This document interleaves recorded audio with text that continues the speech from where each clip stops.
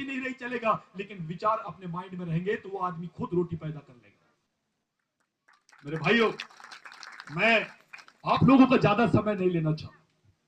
आप लोग बहुत बुद्धिजीवी लोग हैं, समझदार लोग हैं। गोंड से ज्यादा तैयार जो है आज वो भील है।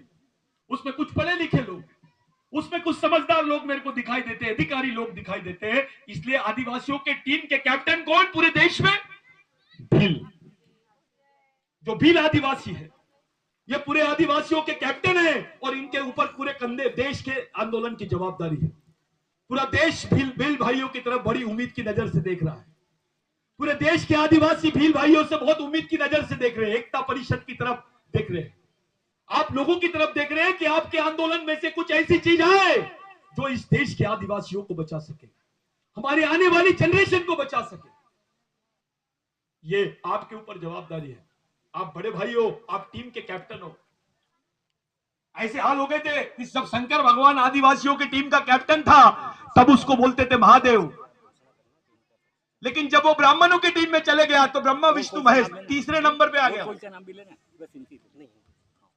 वो तीसरे नंबर पे चले गया। अगर आप अपने समाज में रहोगे तो पहले नंबर पे रहोगे, दूसरे की टीम में जाओगे तो तीसरे नंबर में नहीं, एक्स्ट्रा प्लेयर बना के रखेंगे तुमको। एक जाते जाते 1-2 मिनट में बताता हूं आपको, जो अप्रैल महीने में ये शहीद दिन हुआ था, इस देश में ऐसी 24 घटनाएं हुई है अप्रैल महीने में ही जमीन को लेकर कि लाखों की हजारों की संख्या में फायरिंग हुई आदिवासियों पर। 13 अप्रैल 1923 को नॉर्थर्न बेल्ट पे, जिसको नॉर्थ ईस्ट बेल्ट बोलते हैं, 27,000 आदिवासियों को भूना गया, जिसके रिकॉर्ड्स नहीं है, जिसके रिकॉर्ड नहीं है भाइयों। हमारे लोग कितने मरे इसके भी रिकॉर्ड ये गवर्नमेंट के पास में नहीं है, और ये किसी को भी लाके खड़ा करते स्वतंत्र सेनानी है। अबे उंगली भी नहीं कटाया और स्वतंत्र सेनानी, यहां तो गर्दन काट के बैठे हैं फिर भी स्वतंत्र सेनानी का सर्टिफिकेट नहीं है। वैसा देखा जाए तो आदिवासियों को डबल रिजर्वेशन मिलना चाहिए।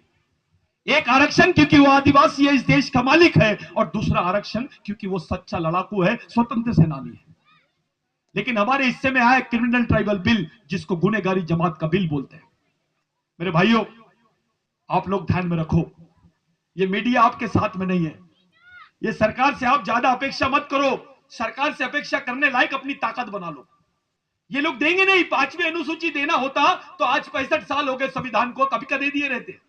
इनकी नियत नहीं है, क्योंकि तुम्हारे जमीनों में खान है, पेट्रोल है, तुम्हारी जमीनों में कोयला है, तुम्हारी जमीनों में पानी है, तुम्हारी जमीनों में जंगल है, जिसकी जरूरत है इनको। देश के पास कुछ नहीं है अभी, देश के पास केवल आदिवासियों की जमीन है, जिसको बेच के ये लोग देश को बचा सकते हैं, और यही काम ये लोग करना चाहते हैं। मैं आप लोगों से विनती करता हूं, हाथ जोड़ के विनती करता हूं, अपना टाइम पास मत करना, गलत जगह मत हाथ डालना, अपना टाइम पास मत करना, किसी नेता वेता के भरोसे मत रहना, क्योंकि ये तो बात ऐसी हो जाएगी कि आदमी का ऑपरेशन है और ढोर के डॉक्टर से आप तुम ऑपरेशन करा रहे, बचेगा कि मरेगा वो? अरे मामला सामाजिक है, प्रश्न सामाजिक है, तो उसका इलाज भी सामाजिक होना चाहिए, और जब इलाज सामाजिक है तो उसकी लड़ाई भी सामाजिक होना चाहिए, संगठन भी सामाजिक होना चाहिए, विचार भी सामाजिक होना चाहिए, और मिशन भी सामाजिक होना चाहिए। मेरे भाइयों, आप लोगों के सामने बहुत बड़ी चुनौती है, हम फंसे हुए हैं, हमारे पास कोई प्लानिंग नहीं है। अच्छे नेता को बुलाओ, सफेद कपड़े वाले को, अच्छी प्रेस पैंट पहनने वाले को बुलाओ, लाल बत्ती वाले को बुलाओ और खड़ा करो यहां, और उसको पूछो आदिवासी जिंदा कैसे रहेगा इस देश में, इसकी प्लानिंग बता। अगर बता देगा तो मैं बिगर कपड़े के नागपुर चले जाऊंगा। मैं भी अपना परिचय देना चाहता हूं आपको, मैं एनआईटी से बी किया हूं, मैं भी इंजीनियर हूं, मैं भी क्लास 1 ऑफिसर था, मैंने भी नौकरी छोड़ा हूं, 24 साल से यही काम कर रहा हूं पूरे देश भर में। मेरे थेसिस है, मैं इस पे ही काम करता हूं, मैंने भी लॉ किया है, मैं भी मूवमेंट चलाता हूं, और मैंने भी शादी नहीं की। सिर्फ एक ही चीज है कि मेरी मां बहनों की तरफ कोई देखा नहीं जाए, साला हमारी तरफ कोई आदमी उदार की नजर से ना देखे, बेइज्जती की नजर से ना देखे।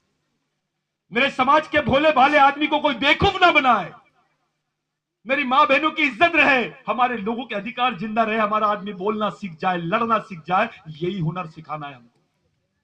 मेरे भाई, जो आदमी लड़ नहीं सकता वो बच नहीं सकता, और लड़ने के लिए आपके दिमाग में तैयारी होनी चाहिए।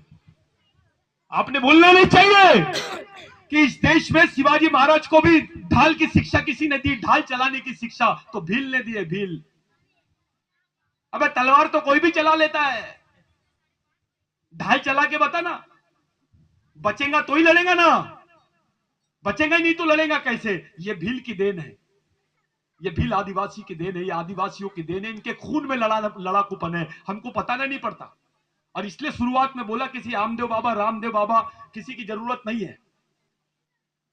अबे बिरसा मुंडा का नाम आता है तो बिरसा मुंडा बोलते हैं पार्लियामेंट में, टंटा भील का नाम आता है तो पार्लियामेंट में टंटा भील बोलते हैं, और साले रविशंकर का नाम आता है तो श्री श्री लगाते हैं।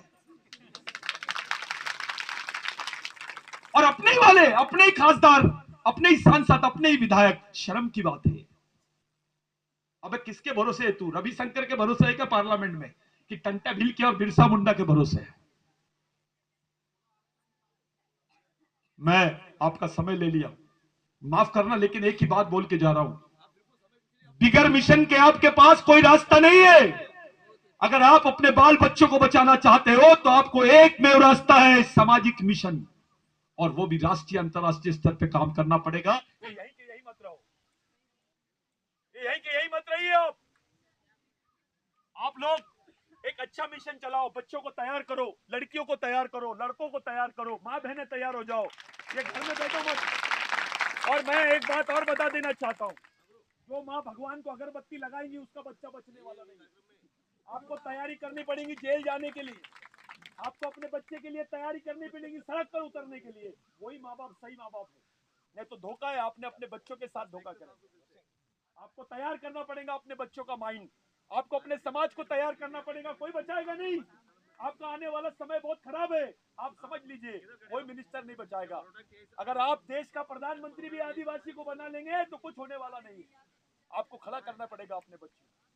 बस मेरी आप लोगों से यही अपील है, कुछ गलती होगी तो माफ करना। जय बिरसा।